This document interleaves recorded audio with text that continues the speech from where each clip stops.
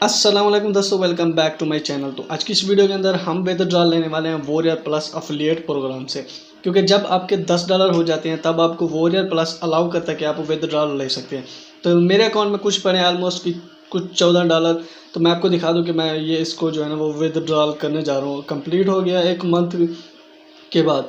तो आप देख सकते हैं कि वो कह रहा है कि भाई आप अपना, क्योंकि मैं इसके साथ लिंक किया हुआ मैंने स्ट्राइप, बस 1 ही मिनट की दूरी पे हैं विथड्रॉल फंड। वो कह रहा है कि भाई आप कंफर्म करें कि आप इसी अकाउंट पे आपका वॉरियर प्लस अकाउंट स्ट्राइप है या नहीं है।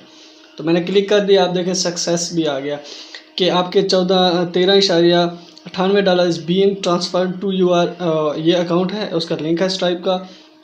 देन बूम, मेल अभी मे बी आए या ना आए, लेकिन ये जो टाइम मांग रहे हैं ऑलमोस्ट ये 48 हार्स का टाइम मांग रहे हैं कि भाई हम प्रोसेसिंग करेंगे, फिर उसके बाद आपका विड्रॉल जो है ना वो सक्सेसफुली कर देंगे। तो आई होप ये वीडियो आपको अच्छी लगी होगी।